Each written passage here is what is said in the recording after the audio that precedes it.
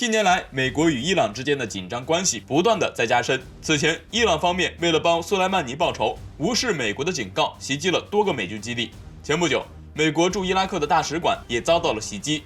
有消息称，袭击美国大使馆的元凶就是伊朗支持的武装组织。不得不说，伊朗对待美国的态度的确非常强硬。由于1月3号是苏莱曼尼遇刺的1周年纪念日，因此伊朗方面最近再次扬言要对美国进行报复，并且还向外界曝光了他们的军火库。通过观察他们的军火库，我们似乎找到了伊朗对美国强硬的原因所在。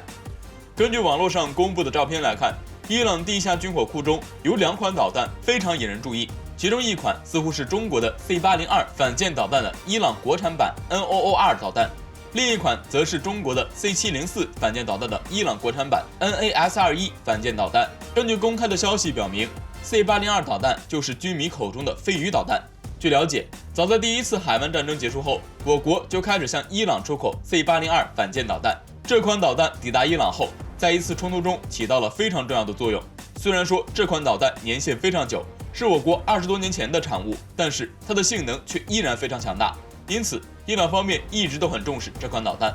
此外，伊朗军火库中的另一款导弹 C704 的性能也非常强大。此前，我国向伊朗方面出售了这款导弹的生产线，因此伊朗方面靠着这条生产线生产出了 NOO2 导弹。据了解，这款导弹可以部署在陆基发射车上，也可以部署在导弹艇上，并且它的体积比较小，因此军舰也很难发现它的行踪。所以说，它的出现对于美国海军军舰来说是一个非常大的威胁。所以说，美国在面对伊朗的时候也不敢轻举妄动。由此可见，伊朗之所以对待美军十分强硬，就是靠着它强大的军火库。所以说，中国导弹成为了伊朗强硬的后盾。正是有了这批导弹，所以说美军在波斯湾才不敢贸然行动。因为如果美军强行对伊朗做出出格举动的话，按照伊朗方面的实力，将会给美国海军舰队一个饱和打击。届时，美国海军就是想全身而退也来不及了。不得不说，伊朗对待美军强硬的态度的确值得其他国家效仿。虽然伊朗和美国之间的军事力量差距非常大，但是他们的这种强硬态度就会让美国有所忌惮。如果只会一味的退缩的话，那么美军将会更加肆无忌惮。所以说，面对强大的美军，我们必须拿出强硬的态度去对待他们，因为只有这样，美军才会有所收敛。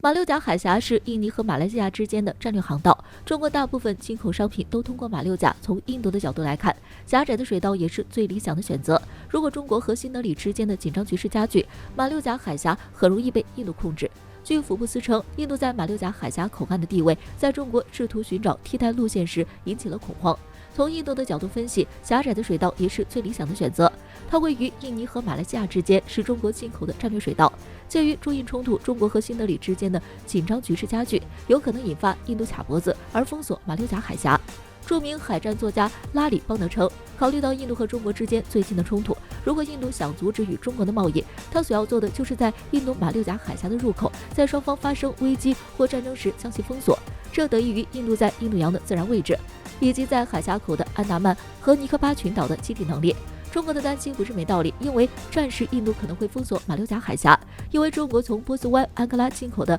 绝大多数石油都通过这条路，这条水路的战略地位非常重要。欧亚时报的专家认为，如果中国真的找到了替代路线，那么马六甲海峡的战略重要性以及在印度的优势方面将会慢慢降低。面对中印对峙，恐怕再也无牌可打。作为中巴经济走廊的一部分，中国已经开发了瓜达尔港，以便在那里卸货，利用铁路运回中国。去年，巴基斯坦投资了72亿美元对铁路进行升级，据称该铁路连接瓜达尔和中国喀什。虽然目前没有满负荷运行，但是战略意义重要。虽然瓜达尔还在印度空军的攻击范围，但它处理第三国领土内，因此增加了政治和军事风险。也就是说，印度海军不可能对马六甲海峡和瓜达尔港2个港口进行同时封锁。在“一带一路”倡议下，中国还开通了一条通往欧洲的陆路路线，主要是作为出口货物的一种方式。今天，数以千计的火车穿梭于现代丝绸之路上，铁路运输也是中国降低中国海陆危险性的一种方式。在北极的北海航线上，中国正在建设一条极地丝绸之路。它是早在2018年就已经开始。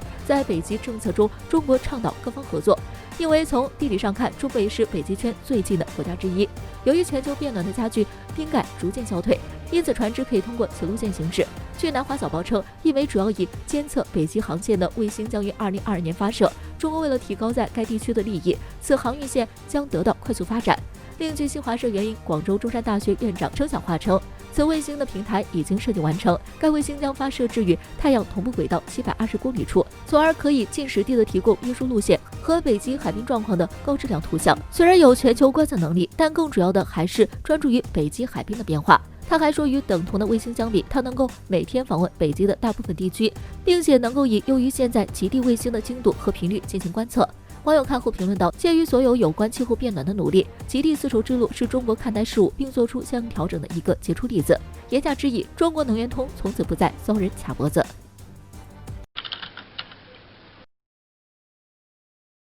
在人们的普遍认知里，军事演习是一种最有效威慑潜在敌人的军事手段，特别是在两国发生冲突的时候，适合的军演能够在一定程度上起到有效威慑敌人的作用。有趣的是，这样的规则到了现在的印度这里似乎并不适用，这到底是怎么回事？在边境紧张态势居高不下的当下，印度军方将展开一场声势浩大的军事演习。据印度国防部发布消息称，印度第二次在全境超过7500公里的海岸线附近开展海军演习，涉及印度13个沿海邦和联邦属地。印度国防部也对此高调指出，从地域覆盖范围、参与各部队人数、预定达成目标来看，演习的规模是空前的。尽管关于更具体的消息还未有透露，但是单单从印度在全境超过7500公里的海岸线附近展开军演，就可以了解到其规模的庞大。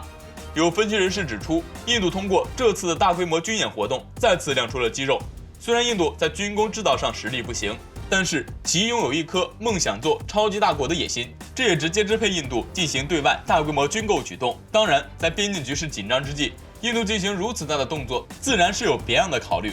我们知道，在当前的中印边境对峙中，印度虽然一直小动作不断，但是在中国的冷静对待下，依然是没占到一点便宜。于是，他们似乎开始转移方向，寻求在海上展示力量，达到威慑中国的目的。不过，这一出大戏似乎露出了马脚，穿帮了。我们知道，军演虽然对于展示一个国家的威慑力十分有必要，但是与此同时，其也必须要花费一定的资金和人力，更何况是像印度这样一场规模十分庞大的军演，这其中的花销自然可想而知。有消息透露称，印度军方在2021到2022财年面临巨大的财政困境，因为它仍在拉达克东部的实际控制线与中国进行代价高昂的对峙。早在对峙开始之初，印度军方就斥资20多亿美元进行紧急采购，用来填补长期装备和弹药短缺。从这里也可以看出，印度国内的军事装备状况并不理想，更何况如今的印度在疫情的影响下，经济呈现持续下滑的趋势。那么在这样的情况之下，印度进行这样声势浩大的军演活动又能起到多大作用？某种程度上，印度的军事动作越大，越能说明他们不过是司令内忍罢了。